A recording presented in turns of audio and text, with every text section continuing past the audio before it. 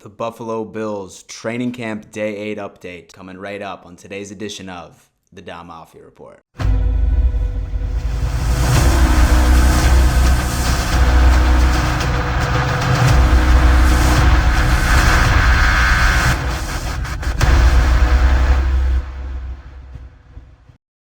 Yo ho ho, Dom Mafia. Welcome to another edition of the Dom Mafia Report, and do not fear, I have no affiliation with any sports team in Los Angeles. This is exclusively for the style, or as the kids might say, drip. And your boy is dripped out as Dom Mafia. As many of you know, the 8th day of training camp has commenced recently, and there is a bunch of super hot storylines that I did want to cover, and we are about to dive into those fatty style. I do have a couple of announcements though right before we dive into it. Number one, Tavour is back. And a lot of you are like, Dan, what the is Tavour? Well, I will tell you exactly what it is. All craft beer lovers are about to have a massive chub once I tell you about this.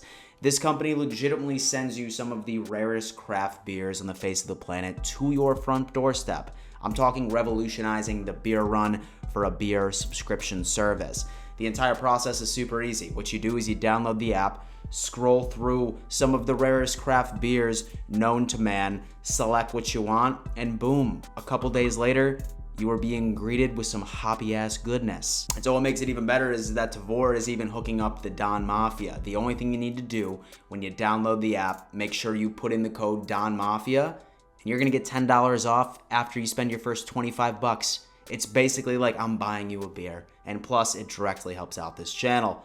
So stop what you're doing right now and go on ahead and sign up for Tavour today. So second announcement, there's a lot of you that always ask me, damn bro, I wanna hop in your live stream. I wanna do this, I wanna do that. And well, listen, I've decided that I am about to start allowing that, and it is exclusively going to be offered to my Patreon members. And so in case you're unfamiliar with Patreon, it is a way for you guys to go the extra mile in supporting my channel and to making better content, and also the studio that I'm building out for you as well. Just saying.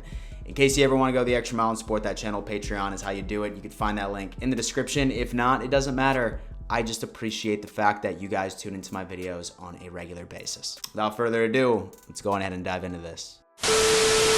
And so starting off today, ladies and gentlemen, I did just want to touch on some of the injuries of players that were not participating today in practice. Like all of you know, I get super anxious every time training camp comes around, especially with padded practices, because I am absolutely terrified that we will end up like the Colts, knock on wood. It doesn't sound like a lot of scary injuries ended up going down today. In fact, there was only 3 players who ended up missing, and that was Emmanuel Sanders, Forrest Lamp with a calf injury, and Christian Wade with a shoulder. I would probably say the most concerning is hands down going to be Emmanuel Sanders. Apparently he twisted his ankle, I believe it was on Tuesday, and he ended up going to a trainer. He got treated, and so then he was back out making plays, but today he sat out the entire time. And so I'm assuming that this is related to the previous ankle twist that occurred a couple of days ago.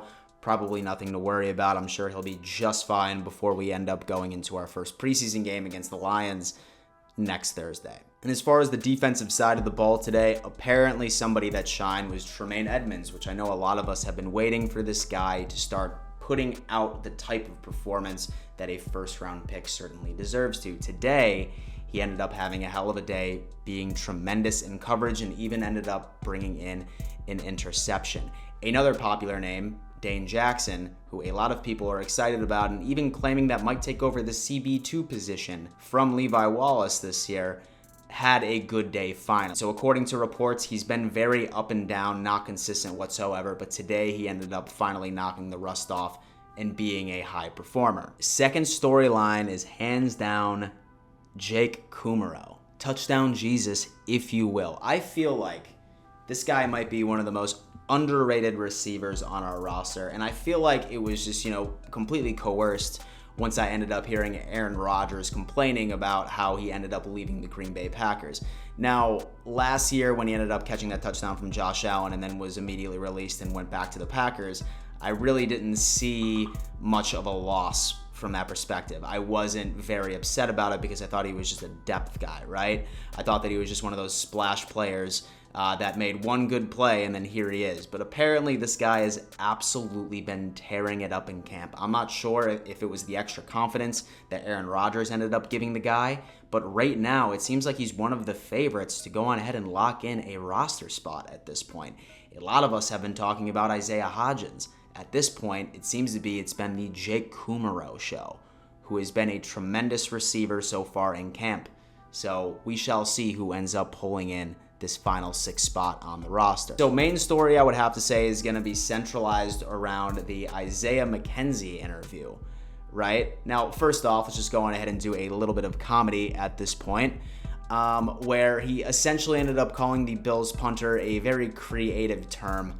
Let me go on ahead and let me just play it for you. I call him my son for right now. You know what I'm saying? And for further context into that, he was the punter that Isaiah McKenzie ended up bringing it to the house against the Miami Dolphins, Matt Hack. And by all means, I think that is absolutely hysterical. Mr. Hack, you are indeed Isaiah McKenzie's son. And so going further into the interview, a lot of people have been wondering who is going to take over that kick returner and punt returner type play since we ended up losing Andre Roberts. Before practice even started, they ended up having an interview with the special teams coach, really saying that he would prefer to have one guy handle both kick returning responsibilities and also punt returning responsibilities at this point. Now, he was questioned on whether or not that he could potentially have 2 people doing that. And so that rookie that we ended up getting, will he be the punt returner? Will Isaiah McKenzie be the kick returner? Most likely not, depending on how this complete roster is going to end up turning out. And by the way that Isaiah McKenzie has been performing as a receiver in training camp, it almost seems like a lock that he is going to not only get a spot on the roster, but he is going to be Andre Roberts' replacement. And Dom Mafia, thank you so much for tuning in to yet another edition of the Dom Mafia Report. And do me a favor, leave a comment. Let me know what you think about all of these storylines. And so really want to hear your thoughts. And I'll see you tomorrow. And before I let you go, always remember, let's go Buffalo.